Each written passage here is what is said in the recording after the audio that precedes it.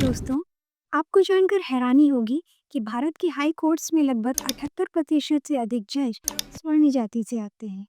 जी हाँ, ये जानकारी भारत के कानून मंत्रालय द्वारा जारी की गई है। नमस्कार दोस्तों, मैं प्रतिमा और आप जुड़ रहे हैं विशिष्ट इंसाइट चैनल से। भारत के कानून मंत्री अर्जुन राम मेघवाल ने संसद में सांसद मनोज कुमार झा द्वारा पूछे गए एक प्रश्न के जवाब में लिखित उत्तर देते हुए बताया कि 2018 से अब तक हाई कोर्ट्स में 715 जजेस की नियुक्तियां हुई हैं, जिनमें से 22 एससी वर्ग के, 16 एसटी वर्ग के, 79 ओबीसी वर्ग के और 37 जज अल्पसंख्यक जातियों से आते हैं। मनोज कुमार झा ने, जो कि आरजेडी के सांसद हैं, उन्होंने प्रश्न करते हुए पूछा कि क्या सरकार हाशिए पे पड़े समुदायों जैसे एससी, एसटी, माइनॉरिटी, ओबीसी और महिलाओं का प्रतिनिधित्व न्याय प्रणाली में बढ़ाने के लिए कोलेजियम सिस्टम में कुछ परिवर्तन कर सकती है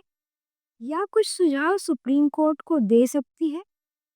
इसके जवाब में अर्जुन राम मेघवाल ने कहा कि जजेस की नियुक्ति प्रक्रिया भारत संविधान के आर्टिकल 124, 217 और 224 के अनुसार होती है, जिसमें जजेस की नियुक्ति प्रक्रिया में आरक्षण का कोई प्रावधान ही नहीं है। आपको बता दें कि आर्टिकल 124 के हिसाब से भारत में हाई कोर्ट और सुप्रीम कोर्ट में जज की नियुक्ति हाई कोर्ट्स और सुप्रीम कोर्ट के जज के साथ सलाह मशवरा के बाद राष्ट्रपति के द्वारा की जाती है।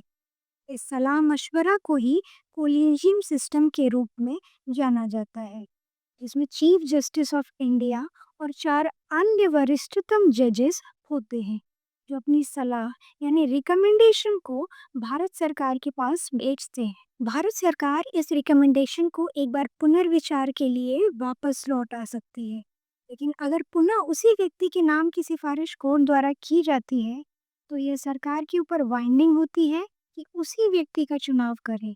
इस प्रकार भारत के सुप्रीम कोर्ट और हाई कोर्ट के जज की नियुक्तियां की जाती हैं और यह पूरी चुनावी प्रक्रिया कोलेजियम सिस्टम कहलाती है। आज के सेशन में इतना ही। फिर मिलेंगे किसी और जानकारी के साथ। तब तक के लिए धन्यवाद।